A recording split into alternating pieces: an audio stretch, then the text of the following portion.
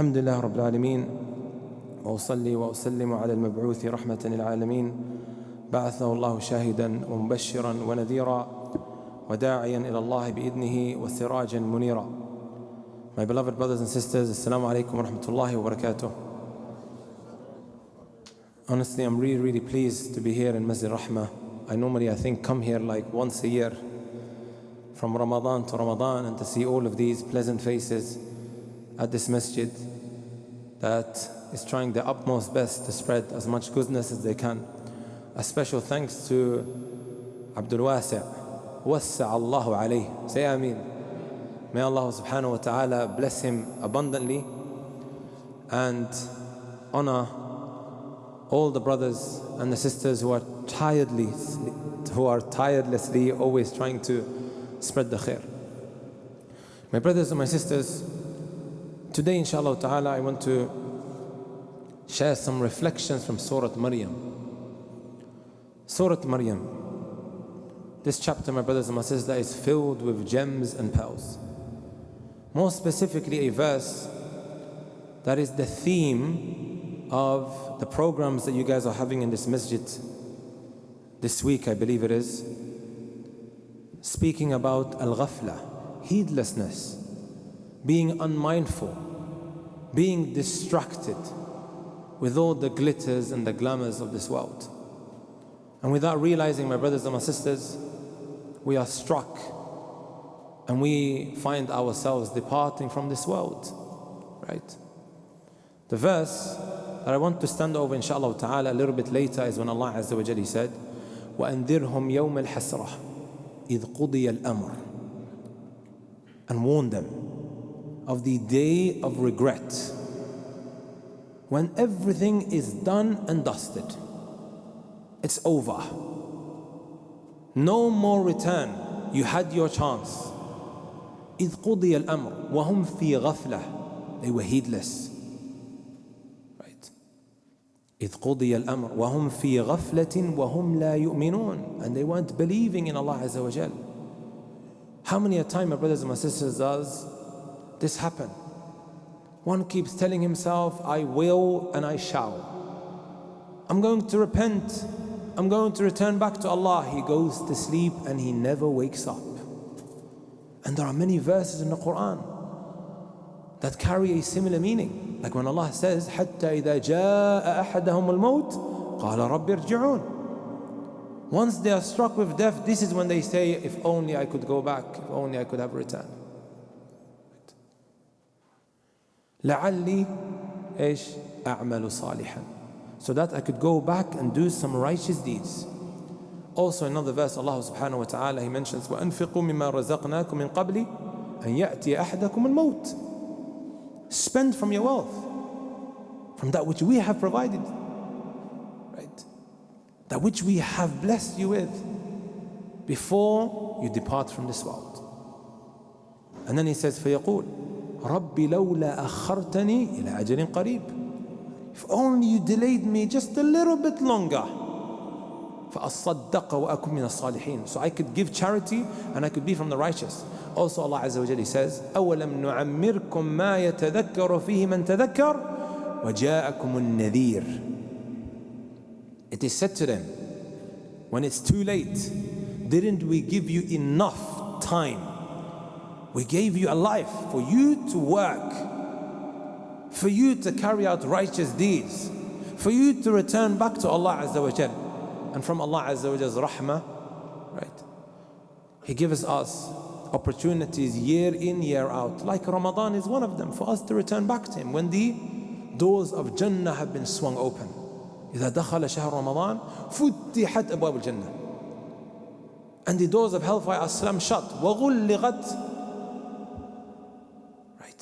the abwab of Jahannam, وسلسلة الشياطين, and the shayateen are locked up. It's so much more easy to do acts of worship, yet we may still be heedless, or we treat the month of Ramadan as if it's only there for 30 days and then I'm going to continue where I left off. I will continue where I left off. This is a flawed, destructive mindset. It's a destructive mindset. There are two kinds of people. You have an individual who uses the month of Ramadan as a stepping stone, صح? To get better. She puts on a hijab. He might be a drug dealer. Before the month of Ramadan, he stops his drugs and he comes into the masjid. And then you're maybe looking at him thinking, this guy only comes in the masjid every Ramadan. Ramadan Muslim. No, my brother. No, my sister. You have no right to treat them in that way. If they're not going to start practicing and bettering themselves in the month of Ramadan, when do you expect them to get better? When do you expect them to change? The month of Ramadan is a lifeline. It's an opportunity for people to get better. So they use the month of Ramadan as a stepping stone. That's not a Ramadan Muslim. I'll tell you guys what Ramadan Muslim is. Someone who before the month of Ramadan tells himself, Wallah, it's Ramadan, right? 30 days, I need to control myself, can't wait till Eid. Sahih? And it might even be that in the last 10 nights of Ramadan, we are preparing the haram we're going to engage in. On the most glorious nights of the year. I may have said this before in this masjid, or maybe I didn't, but I'll quickly mention it anyway. A couple of years ago, I saw a screenshot of an interaction that was taking place between a girl and her boyfriend. She's saying to him, don't talk to me till the day of Eid. And she put it on Twitter. Everyone is saying, MashaAllah, clapping for her. With all the emojis, MashaAllah. She's going to stay away from her boyfriend for 30 days. Yani, is that the objective of Ramadan, my brothers and my sisters? Is this what we are trying to achieve through the month of Ramadan? Abadan. Right. The saddest thing about all of it was the fact that people are clapping her on. Right. It's as if we're saying, I can't wait to fall back into my boyfriend's arms on the day of Eid. I was a youngster growing up, my brothers and my sisters. I know what youngsters are doing on the last 10 nights of Ramadan. The best nights, the odd nights, Laylatul Qadr. Which room to book out from which hotel, which car to hire out, who to meet, what to do, ila akhirih. So Allah Azza wa Jalla is saying, أَوَلَمْ نُعَمِّرْكُمْ مَا يَتَذَكَّرُ فِيهِ مَنْ تَذَكَّرُ. Didn't we give you enough of a lifetime for you to flip your life around, for you to change, but you chose not to? وَجَاءَكُمُ النَّذِيرُ. And also a nadhir came to you. How do you translate nadhir in the English language? Who can tell me? وَجَاءَكُمْ النَّذِيرُ. أحسنت. Warner, صح? The Mufassirun, they mentioned different types of warnings that came to you. Ibn Abbas radiallahu ta'ala anhuma, he said, white hairs began to appear on your face. That was your warning. This was a warning that was sent to you. The Sheikh of our Mashayikh, some of our Yemeni uncles might know him, Sheikh Muqbil min Hadi al-Wadi'i, who passed away many years ago. They say about him, this is by the way, the Sheikh who founded a big markaz in Yemen. Naam, ahsant. Place called Damaj, which was eventually destroyed by the Rafidah. They say 100,000 Hufat came out of that place. Allahu A'lam. People who memorize the Quran. And I memorized the Quran there as well. They say the Sheikh, when the first few hairs that were white began to appear on his face, he grabbed his beard like this and looked in the mirror and asked himself the question, what have you put forth for Islam? This is a man who's leaving behind this markaz. Students started coming from all over the world. What have you left behind, right, as a benefit for Al-Islam and the Muslims? فَكَيْفَ بِنَا? If that is the case with regards to him, then how about us, my brothers and my sisters? So the white hairs that begin to appear. Others mentioned Mawtul aqarib, the death of your relatives. They pass away around you, and we treat it as if this is a reminder for somebody else, that this has nothing to do with me. Abdul Wasi', he told me there was a stabbing the other day. أليس كذلك؟ صحيح? Around here? That's a reminder for who? For every single one of us that are sitting here. People getting killed, people getting shot, people dying in front of us or around us, or that which we hear about is a reminder for every single one of us. We bury the deceased, brothers and sisters, and we act as if we're never going to be buried.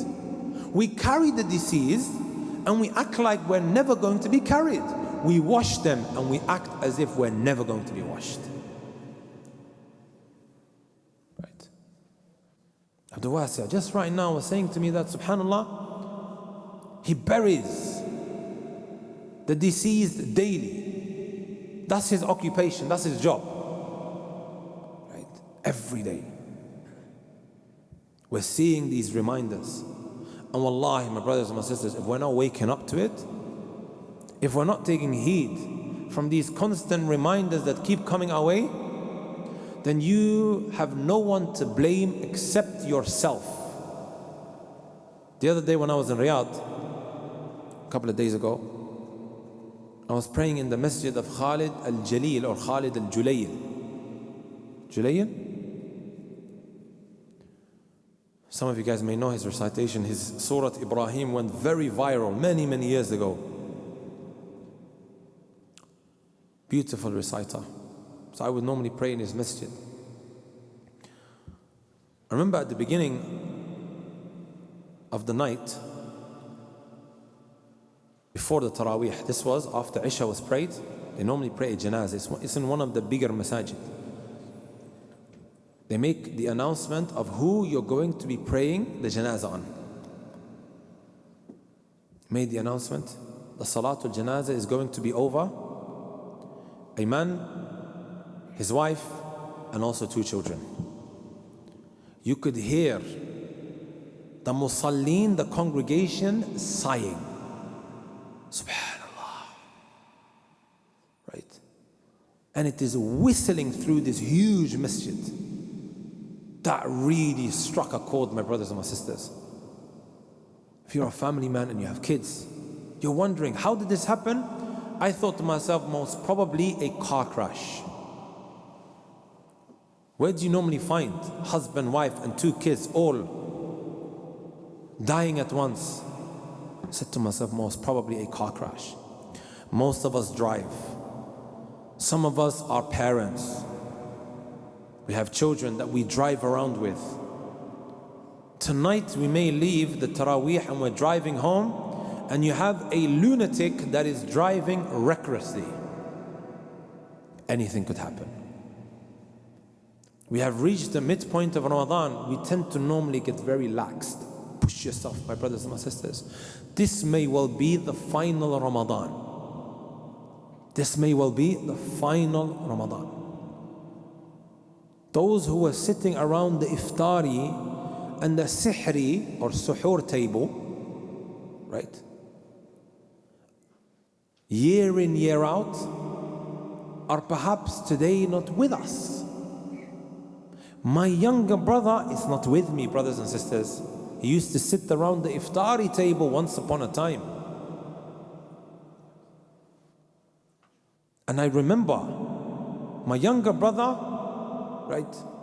Sometimes when I'm sitting around the iftari table, it's a reminder for me.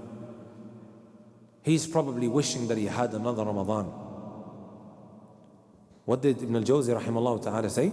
لو قيل لأهل القبور تمنوا لتمنوا يوما في رمضان. If it was said to the people of the grave, make a wish, they would wish for one more day in the month of Ramadan. So that sets the scene, my brothers and my sisters, for everything that I'm going to now mention from Surah Maryam. There are a number of gems and powers that we can take away in order to flip our lives around, to better ourselves, to get more and more closer to Him. Starting off with the story of Zakaria alayhi salatu wassalam. Does anyone know the relationship between Zakaria and also Maryam? Huh? Uncle. Anyone else? Some mentioned that he was the brother-in-law. Others mentioned otherwise. But I'll explain in a moment, inshaAllah ta'ala. In order for us to understand the relationship, we have to go back a little bit. There is a chapter in the Quran that is named after a man. Does anyone know? Ahsant. Surah Al-Imran. Who was Imran? A very, very righteous man. He had a wife. Does anyone know the name of his wife? Ahsant. Hamnata bintu Faqud. Hamna bintu Faqud. They say that they had two daughters. The first daughter is who? One of them is Maryam. Ahsantum. Who was the other one? Isha bintu Imran. Isha was married by who? Zakaria alayhi salatu wassalam. And then you have Maryam. And Maryam was married to who? Huh? Ahsantum. Zakaria alayhi salatu wasalam, he gives birth to who? Yahya. Maryam alayhi salatu wasalam gives birth to who? Isa alayhi salatu wasalam. Now what does that make Yahya and also Isa? Cousins. Ahsantum. If we go off with that qawl, naam, that makes them cousins. Zakaria alayhi salatu wasalam had a very, very special relationship with Maryam alayhi salatu wasalam. After Imran passed away, the rabbis and the priests, they began to argue amongst themselves about who would now start taking care of Maryam alayhi salatu wasalam. Who ended up winning the lot? Zakaria. وَكَفَّلَهَا Zakaria, as Allah Azza wa Jal tells us. We know, as mentioned in Surah Al-Imran, right? The mother of Imran, we know in Surah Al-Imran, the mother of Maryam, who was who? Hamna bintu Faqud, as some of the Mufassirun mentioned. She made a vow. Does anyone know what the vow was? Who can give me the verse? أين الحفاظ؟ أحسنت. ربي إني نذرت لك ما في بطني محررا فتقبل مني إنك أنت السميع العليم. She took a vow. Ya Allah, my child that is inside of my stomach, I have indeed consecrated it for you. It will give service to your religion. Ya Allah, innaka anta as-sami'ul alim. You are all hearing. You are all knowing. Oh Allah, accept it from me. Right. Eventually she ended up giving birth to this child. Maryam alayhi salatu wasalam grew up in a very, very righteous way. She had a mihrab, a praying area. Normally, what do you call the mihrab? Like this place that we have behind me, sah? The mihrab, where she would always be praying to Allah Azza wa Jal, worshipping Him continuously and consistently. This was her chamber. A room that she used to confine in. Right? Eventually, Zakaria alayhi salatu wasalam, he won the lot and he took responsibility of her. Right? Zakaria alayhi salatu wasalam, would constantly drop off food to Maryam alayhi salatu wasalam, be looking after her.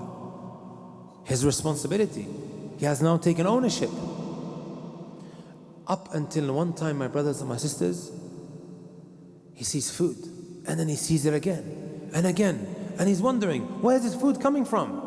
كلما دخل عليها زكريا المحراب وجد عندها رزقا قال يا مريم أنى لك هذا قالت هو من عند الله إن الله يرزق من يشاء بغير حساب. Maryam alayhi salatu wasalam taught Zakaria a wonderful lesson. This is what we're going to mention right now. We know that Zakaria alayhi salatu wasalam grew old in age, صح? واشتعل الرأس شيبا, as Allah tells us in Surah Maryam. His head turned grey. And he said, وَامْرَأَتِي عَاقِرٌ, my wife is barren. She was too old to conceive, to give birth. And he so desperately wanted a child to leave behind. He made a dua as mentioned in Surah Al-Anbiya, رَبِّ لَا تَذَرْنِي فَرْدًا وَأَنْتَ خَيْرُ الْوَارِثِينَ. Ya Allah, don't leave me by myself. Even though he grew old in age, his wife is barren, he still never lost hope. And this is how we should be. Nothing is impossible for Allah Azza wa Jal. Wallahi, I know brothers and I know sisters who were told by number of doctors that you will not be able to conceive. They tried IVF treatment, they spent so much money, it wasn't happening for them. Right? And still ended up giving birth against all odds. Wallahi ana a'rifuhum. If you feel like that there is no light at the end of the tunnel, here's a wonderful example. Rabbi la tadharni farda wa anta khayrul warithin. Ya Allah, do not leave me by myself. So now, Zakaria alayhi salatu wasalam, he enters upon Maryam. She's always praying, she's always doing acts of worship, and he finds provision. When he sees this, Zakaria alayhi salatu wasalam, as Allah then tells us in Surah Al-Imran, هُنَالِكَ دَعَى زَكَرِيَّا رَبَّهُ. It was then when Zakaria alayhi salatu wasalam began to make dua. In which state was he in? He was in the state of as-salah when he made this dua. قال رب هب لي من لدنك ذرية طيبة إنك سميع الدعاء. Look now, brothers and sisters, فنادته الملائكة وهو قائم يصلي في المحراب. The answer, the response came while Zakaria alayhi salatu wasalam is in prayer. Now ask yourself the question.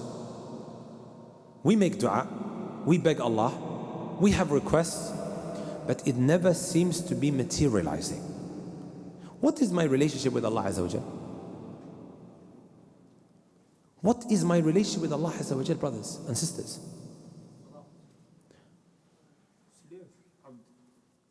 Yes. The most important act of worship is what? After the Shahadatain, it is the Salah. How many of us has really gone out his way to perfect his Salah? It was in the Salah when he was carrying out that act of worship that Allah responded to him. This very difficult, problematic situation that he was dealing with, he so desperately wants a child. Sometimes we feel, right, that if I don't do X, Y, and Z at the expense of my Salah, then I won't get things done. هذه عقلة معاكسة أو عقلية معاكسة, brothers and sisters. We're thinking completely opposite to what the Sharia educates us with. You might have a shop, time in the Salah kicks in, but if I close, I'm going to lose my customers. No, my brother. No, my sister. Oh, we're watching a football game. or whatever else we might be doing, and we put Allah on standby. Whether you like it or not, my brothers and my sisters, let's be honest with ourselves. When we hear Allahu Akbar, what does that mean? Allah is the greatest, Allah is the greatest, sah? Do we actually mean it with our limbs when you think about it? If I said to you, that Liverpool team is greater than Allah, you're going to flip the table on me, sah? They're rubbish anyway. I know why you guys are smiling, right?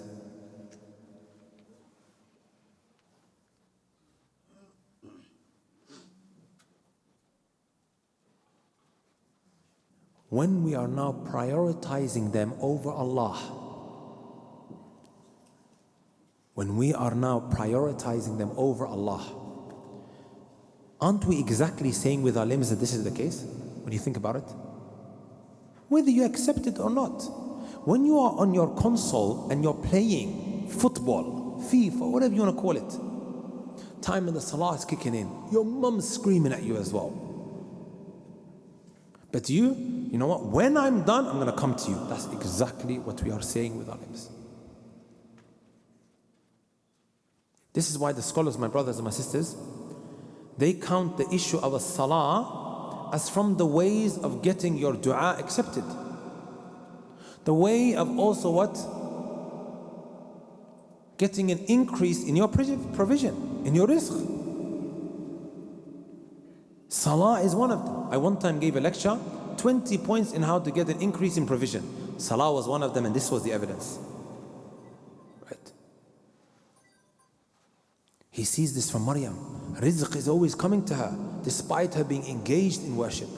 Some of you guys want jobs, you're struggling financially. Go and check your relationship with Allah. Try and fix that. You may get somewhere. And rizq, provision, my brothers and sisters, isn't always money. It's so much more than that. It could be what? Spiritual satisfaction and contentment. There are people that have a lot of money. People are probably going to ask me after the lecture, you said, okay, if you pray, you'll get more in provision. How come the kuffar, they have so much money and they don't pray? And others, they don't have money, right? But the situation is like this. And brothers, rizq is so much more than money. There are multi-millionaires that I know but are spiritually dead and empty. They would pay anything for contentment. You know contentment? They would pay anything for it. They don't have that. That's why Malik ibn Dinar said, ما ضرب عبد بعقوبة أعظم من قسوة القلب. There isn't a punishment that is greater than suffering from a hardened heart. There's nothing more greater than that. You can have all the money in the world. You'll go to Medina, you'll see a miskin guy who barely has anything, but he's so content. He's living off dates and zamzam, but he's so happy in his life. But then you'll sit down with a multi-millionaire or a drug dealer who's got all of the money, and the guy's complaining. Wallahi brothers, I was in Umrah. I came across a brother. You know how much they buy designer bags for? 70,000 pounds. You know what he said to me? Despite all of the glitters and the glamours, it was never fulfilling. Wallahi brothers, he sells bags and buys bags for over 70,000 pounds, and he's showing me text messages. As I'm talking to him, all the verses about the dunya is like, it's another world, subhanAllah, some people are living in. And in order to find spiritual nourishment and contentment, right, he started being very, very charitable. He started helping out other Muslims in order to get that contentment that people so badly want. He's doing good, comes to Umrah and everything. Allah has blessed him immensely in so many different ways, but he says this very, very powerful statement that I hope, inshallah ta'ala, we can document. It was never fulfilling. And what he said is no different. On my iPhone, brothers and sisters, I have one of the notes pages which is titled Daily Mail, Celebrities and Millionaires. And footballers, sorry. All of them sharing the experiences of how depressed they were despite them having so much money, ila akhirih. It's not going to give you that contentment.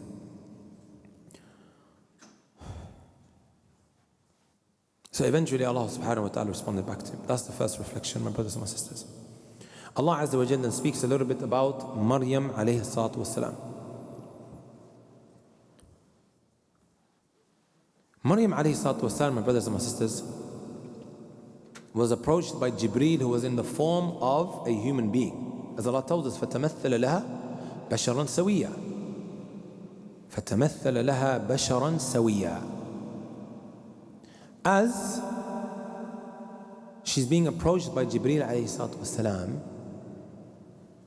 straight away she says, إِنِّي أَعُوذُ بِالرَّحْمَنِ مِنْكَ. I seek refuge in Allah subhanahu wa ta'ala from you, stay away from me. There is a huge lesson that we can take from this. She doesn't know who he is, but straight away, get away from me. This is also similar to something else, or another incident in the Quran. Who can give it to me? That when being approached by the opposite gender, ahsant, Yusuf alayhi salatu wasalam, when he was locked inside of the room, the wife of Al-Aziz was going crazy over him. And eventually when she locked him in the room, she said, Hayta lak, let's get it on. What was his initial response, my brothers and my sisters? Huh? Was it inni akhafullah? There was another word. Ahsant. Qala ma'adha Allah. It's the same thing. Jazakallah khair ya am. Similar to Maryam alayhi salatu wasalam. They both sought refuge in Allah Jalla fi'ula. And this is very similar that when you get this notification appearing on your Instagram, how are you going to respond? How are you going to deal with the situation? How many brothers have I seen fall victim? They were telling themselves, I'm going to give her da'wah. I'm going to give her da'wah. I'm going to convert her. She ends up giving him da'wah with whatever she sends him, and then eventually he's gone. So straight away she ran away from him. But he had to explain, إِنَّمَا أَنَا رَسُولُ رَبِّكِ لِأَهَبَ لَكِ غُلَامًا زَكِيًّا. I'm indeed a messenger that was sent by Allah, and you will be granted a child. قَالَتْ أَنَّا يَكُونُ لِي غُلَامًا. How can I have a child? وَلَمْ يَمْسَسْنِي بَشَرٌ. I've never been touched. وَلَمْ أَكُ بَغِيًّا. And I wasn't the type that would sleep around and commit haram. قَالَ كَذَلِكَ. This is exactly what's going to happen. قَالَ رَبُّكَ هُوَ عَلَيَّ هَيًّا. This is easy for Allah Azza wa Jal. What are we learning from this, my brothers and my sisters? Story of Zakaria, story of Maryam. Nothing is difficult for Allah Azza wa Jal. It's very easy. Are you brothers and sisters with me? We just need to ask Allah subhanahu wa ta'ala. But ask in a manner that is going to get our insha'Allah ta'ala du'as accepted. Eventually, my brothers and my sisters, she gave birth, and she has to now face up to her community, and they began to accuse her of all sorts of things, subhanAllah. She being extremely worried of how they would react, she begins to ask, what shall I do? And then Allah subhanahu wa ta'ala, He tells us, فَكُلِي وَاشْرَبِي وَقَرِّي عَيْنًا فَإِمَّا تَرَيِنَّ مِنَ الْبَشَرِ أَحَدًا فَقُولِي. If anyone sees you and they begin to ask questions, of course they're going to ask questions, صح? This is a righteous lady, all of a sudden now she comes home pregnant. Sahih? The community is going to react indifferently. Where'd you get this child from?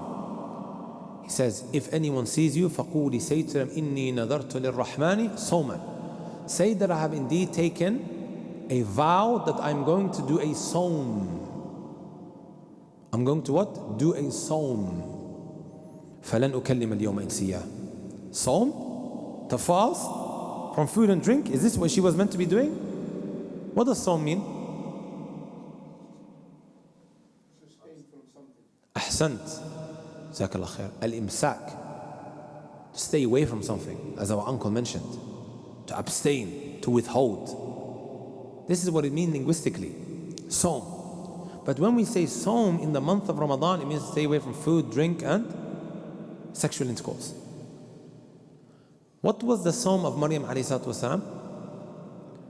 فَلَنْ أُكَلِّمَ الْيَوْمَ إِنْسِيًّا. Today I am not going to speak to anybody. This was her sawm, to withhold and to abstain from speaking. We need to do sawm from a lot of things in the month of Ramadan, guys. Some of us need help. We are addicts. Addicts of what? Of our phones.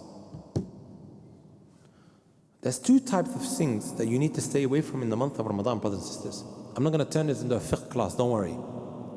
That which is going to break your fast, and also that which is going to take away and reduce from your fast. You may come on Yawm al-Qiyamah and you have nothing. Ramadan isn't just food, drink and sexual intercourse that I need to stay away from. So much more than that. That's why Jabir ibn Abdullah radiallahu ta'ala, he said, إِذَا صُمْتَ فَلْيَصُمْ سَمْعُكَ وَبَصَرُكَ وَلِسَانُكَ عَنِ الْكَذِبِ وَالْمَآثِمِ. When you are fasting, make sure your eyes are fasting. Make sure your ear is fasting. Make sure your tongue is fasting. From what? From lying and sins. I believe, my brothers and my sisters, if somebody was to control his eyes, his ears and his tongue, this person will become waliyun min awliyaillah. He will indeed become a wali, a saint, beloved servant of Allah Azza wa Jal. Wallah, I believe that. Let's ask ourselves the question. A lot of the haram we fall into, would you agree it is due to our eyes?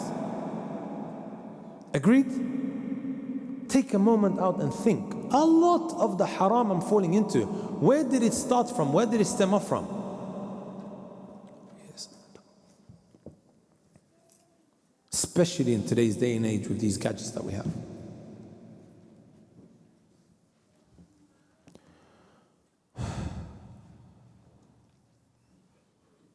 So they said to her, Ya ukhta Harun, ma kana abuki imra'a sawin wa ma kanat ummuki baghiya. Your father wasn't a bad man, nor was your mother a prostitute.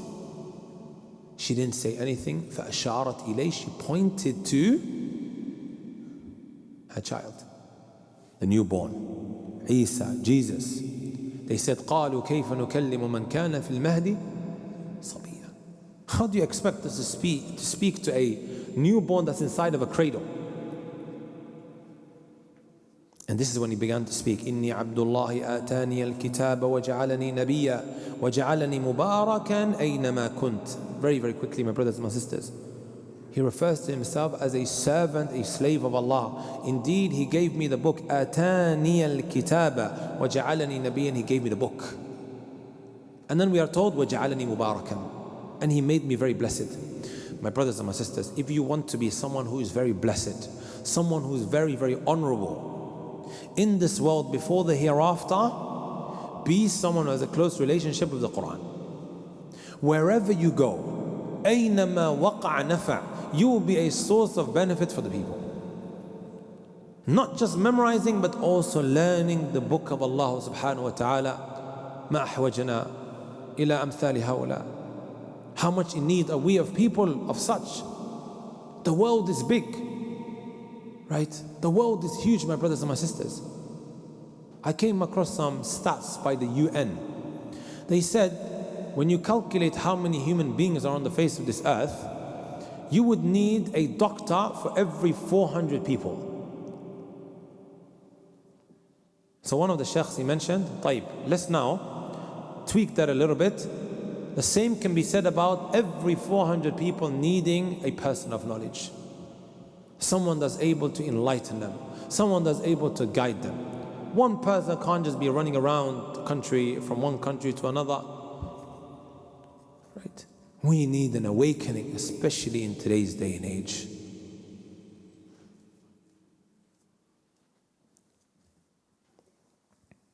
He said, wherever I am, وَجَعَلَنِي مُبَارَكًا أَيْنَمَا كُنْتُ وَأَوْصَانِي بِالصَّلَاةِ وَالزَّكَاةِ مَا دُمْتُ حَيًّا.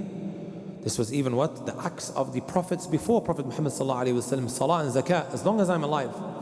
وَبَرًّا بِوَالِدَتِي وَلَمْ يَجْعَلْنِي جَبَّارًا شَقِيًّا. And to be dutiful to my parents.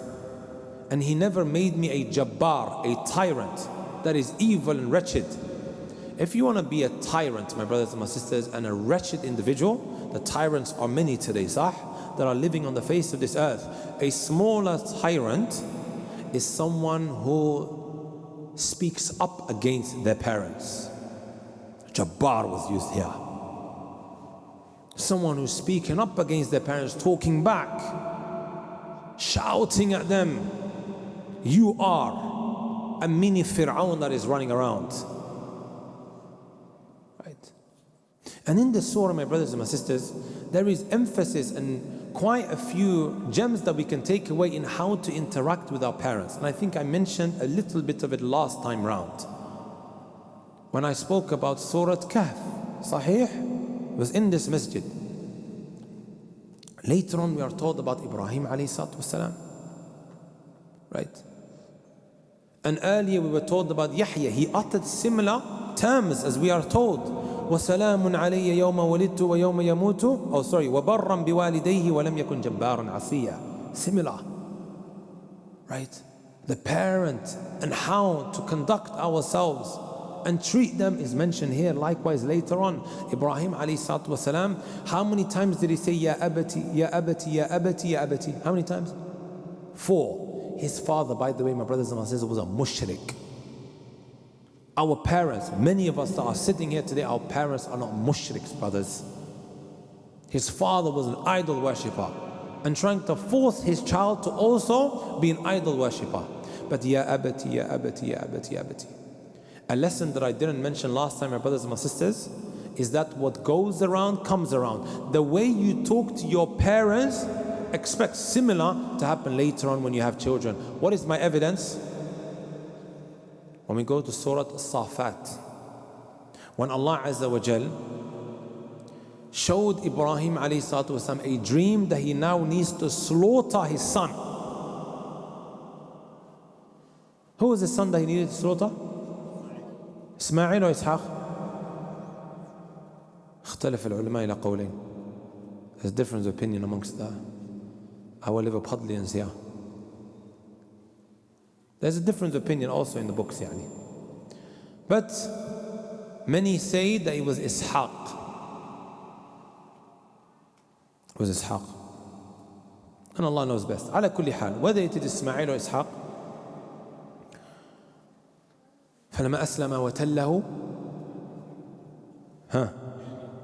أحسنت فلما أسلم وتله الجبين. No ifs, no buts. Ibrahim alayhi salatu wasalam sees a dream and he puts him down on the floor about to slaughter him.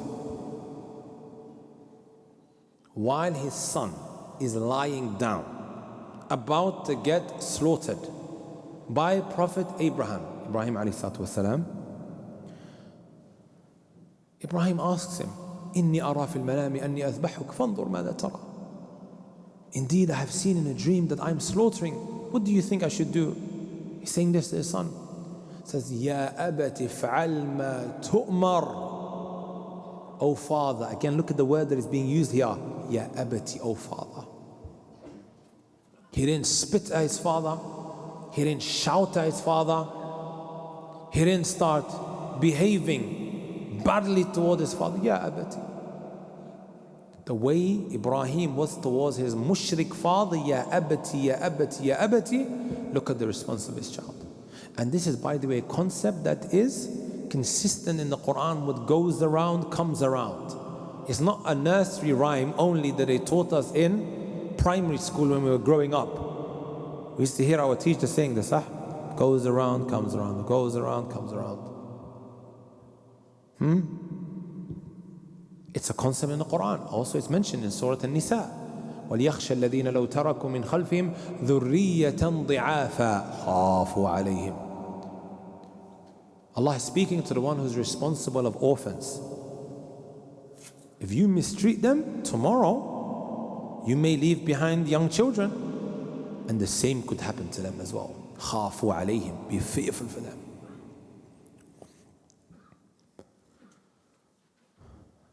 I've got a little bit left, inshallah ta'ala, guys. I know you guys are tired.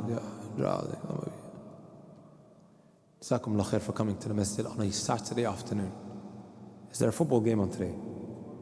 Tomorrow, alhamdulillah, I came. Last time it was on the football day, but you guys still came. I heard in Liverpool, they're crazy over Liverpool. It's become like a deen, a religion to the Liverpudlians. Not you guys are right, yani.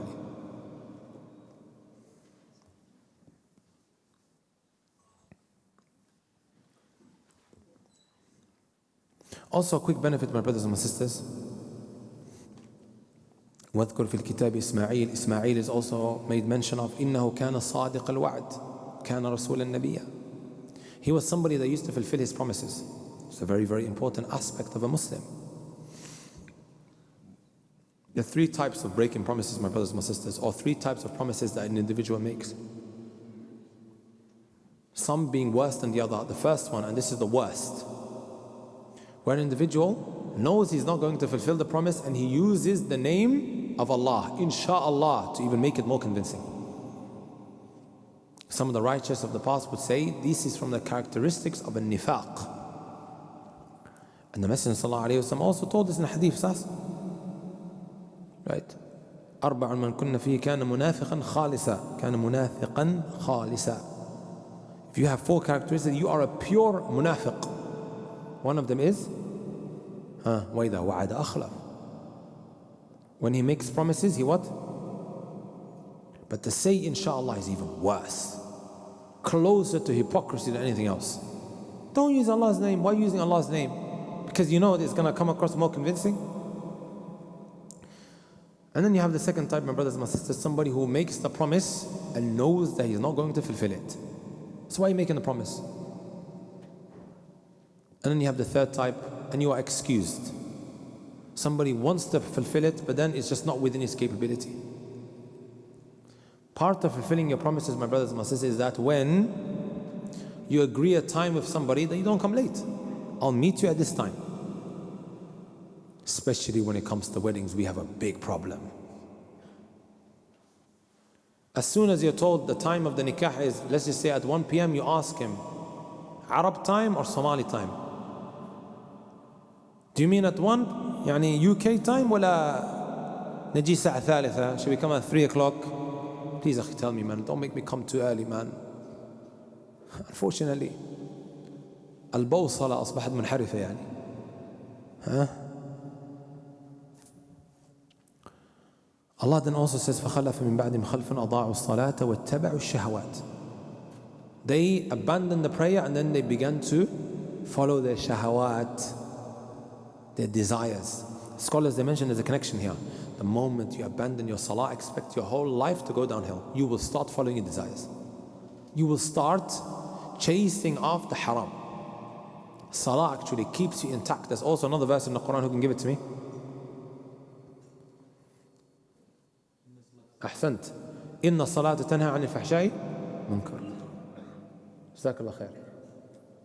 The salah removes the filth and the evil from your life. This is why I always say to brothers, and you might want to say this to them as well. Many sinners, they feel guilty when they're committing haram. To pray. How can I pray and have a girlfriend? How can I pray I just came out of the club? No, you should go to Fajr even after you came out of the club. Right? Salah is there to put you straight. So here, the two things are connected and mentioned right after one another. أضاعوا الصلاة واتبعوا الشهوات فسوف يلقون غيا, and eventually you're going to end up in the hellfire.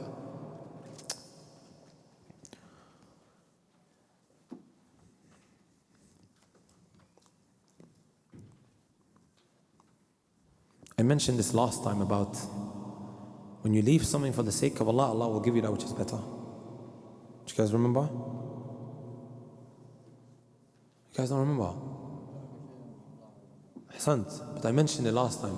طيب, let me ask you guys. It's been 1 year. The video actually went pretty viral online. So you guys must remember the whole lecture. And every time I come across it, I remember Masjid Al-Rahma. Where in Surah Maryam talks about leaving something for the sake of Allah? Ha yalla ya jama'ah. And how if you leave something for the sake of Allah, Allah will give you that which is better. If you can't remember the verse, don't worry about it. But just give me the concept, give me the incident. Ha ya jama'ah.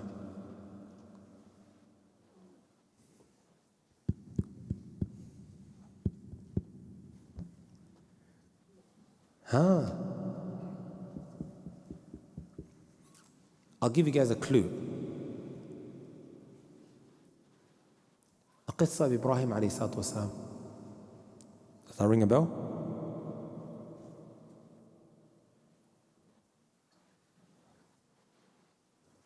ها يا جماعة. What did Ibrahim عليه الصلاة والسلام leave for the sake of Allah? طيب. And after leaving his dad and the shirk they were doing, what did Allah give him?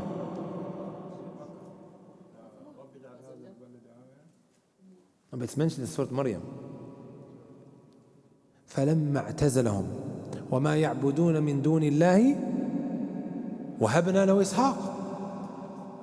When he done i'tizal, even this word is mentioned in Surah Al-Kahf. وَإِذِ اعْتَزَلْتُمُوهُمْ وَمَا يَعْبُدُونَ مِن دُونِ اللَّهِ. Allah Azza wa Jalla later on, the 7 sleepers in Surah Al-Kahf, Allah blessed them, right? He gave them. Likewise here, فَلَمَّا اعْتَزَلَهُمْ وَمَا يَعْبُدُونَ مِن دُونِ وَهَبْنَا لَهُ إِسْحَاقَ. Allah blessed him with such great provision, and that is what? And this is after he left off shirk. Because his father now is threatening him that I'm going to stone you, O Ibrahim, if you don't stop.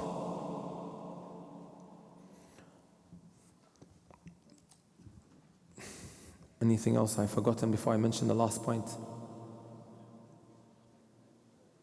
Now, last point, my brothers and my sisters.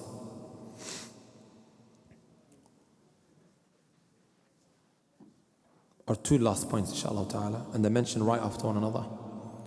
Allah Azza wa Jalla tells us, وَكُلُّهُمْ آتِيهِ يَوْمَ الْقِيَامَةِ فَرْدًا. Every single person will come on Yawm al-Qiyamah by himself. At the beginning we talked about regret. وَأَنذِرْهُمْ يَوْمَ الْحَسْرَةِ إِذْ قُضِيَ الْأَمْرُ وَهُمْ فِي غَفْلَةٍ وَهُمْ لَا يُؤْمِنُونَ. Warn them of the day of regret. It's called the day of regret. It's a little too late now, khalas, nothing. No return, it's finished, done and dusted, game over. Every man for himself. وَكُلُّهُمْ آتِيهِ يَوْمَ الْقِيَامَةِ فَرْدًا. All of those friends who would drag you away from Taraweeh, all of those friends who would give you all of these bad opportunities that you would just so gracefully accept. All of those friends, my brothers and my sisters, that would call you to haram, which you would not hesitate in just accepting.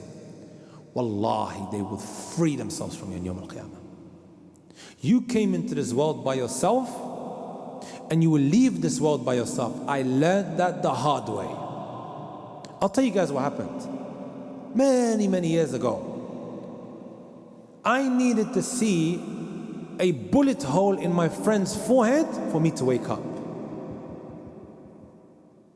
I thought after he was shot, all of his friends are gonna fight for him, they're gonna find the aggressor. Nobody done nothing. Absolutely nothing. I wasn't the strongest of guys growing up, but I was a brave heart. I would fight for my friends. When that happened, I said to myself, no one's gonna do anything, and I keep putting my body on the line for them. I have stab marks across my body and scars, and this is how they're going to react. Wallahi, I needed to see that for me to realize وَكُلُّهُمْ آتِيهِ يَوْمَ الْقِيَامَةِ فَرْدًا. You're in your prison cell, the only one that's going to visit is your mom and your dad, or maybe just your mother. You're by yourself.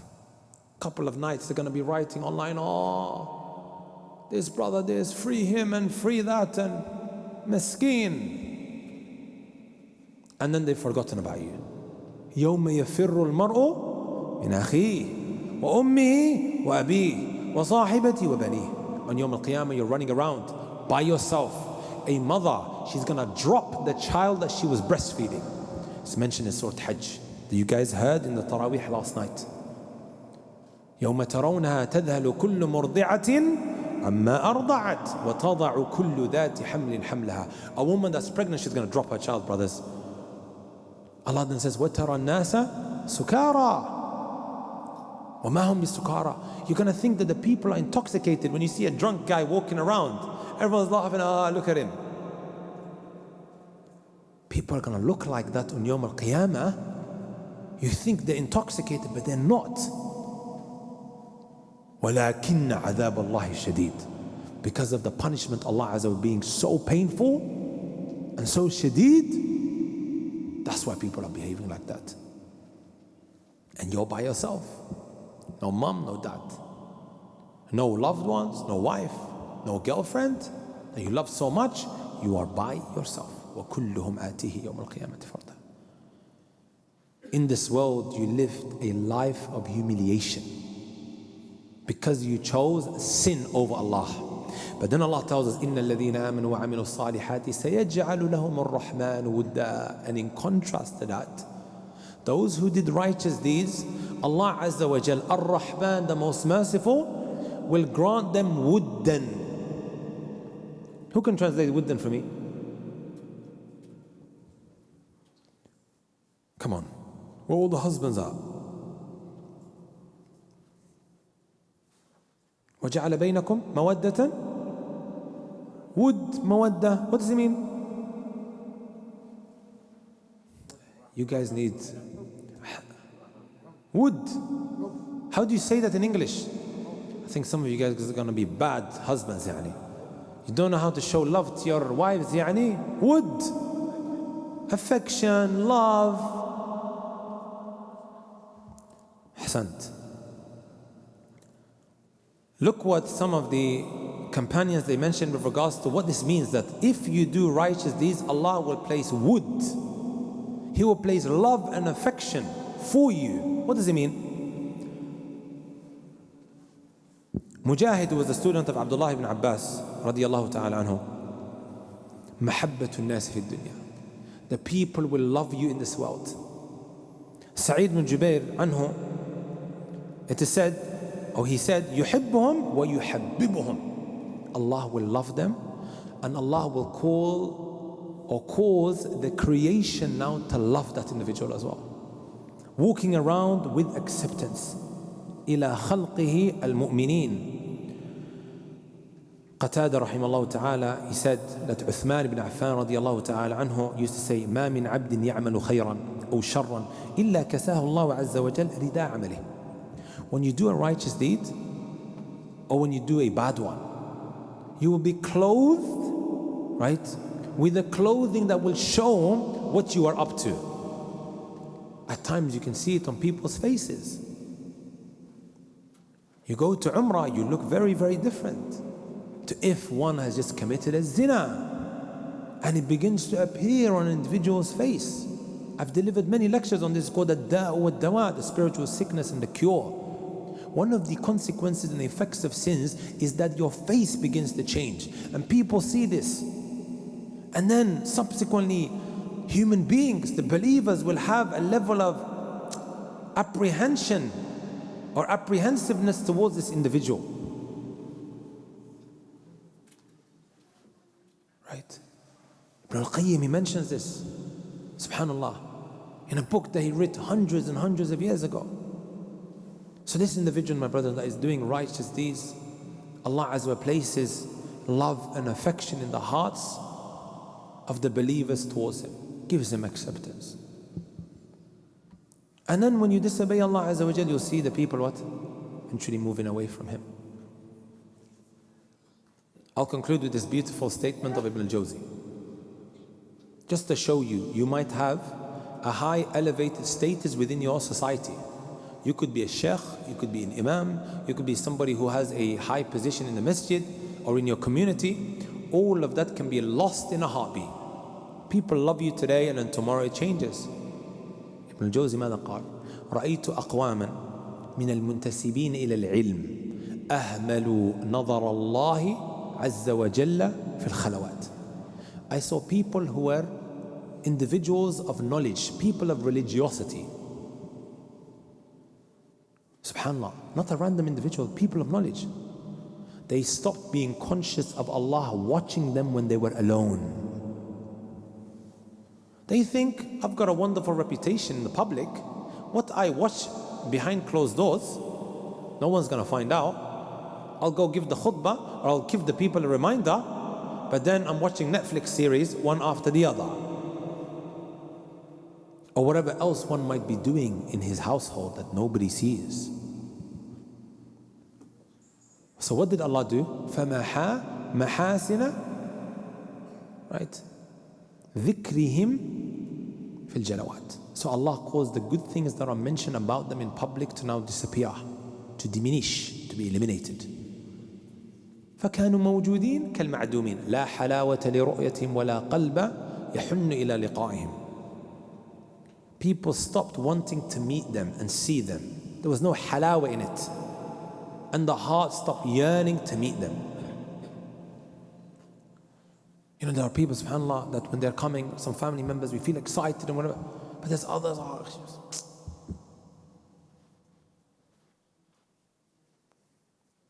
So sins and what you do has a huge impact in how you are perceived and how the people's hearts feel towards you. May Allah Azza wa Jal allow us to act upon this wonderful kitab, the Quran. The Quran is very relevant, isn't it? Or is it out of touch with reality? That's why it's extremely important to connect classical traditional knowledge with our modern and current affairs. Extremely important. Otherwise somebody will listen to the Quran and think he has absolutely nothing or no connection to his life. Honestly, Jazakumullahu khairan. Ustad Badr is there as well. I was actually one of the first people to call me to the masjid very long time ago. I ask Allah Azza wa Jalla to bless him and the rest of the administration. And of course, Abdul Wasi' who's always running around. Wassa' Allahu alayhi. Qulu ameen ya jama'ah. He needs your du'as, yani. May Allah Azza wa Jalla bless you all. I'll see you all bi'idhnillahi ta'ala tonight for Taraweeh. And I'll see you maybe at Qiyam as well. Organized, right? He said at 1 a.m. inshallah. Jazakumullah khairan, wa barakallah feekum, wa ahsanallah ilaykum. May Allah Azza wa Jal make this a means for us to flip our lives around and to better ourselves in this month. Yeah. سبحانك اللهم وبحمدك أشهد أن لا إله إلا أنت أستغفرك وأتوب إليك.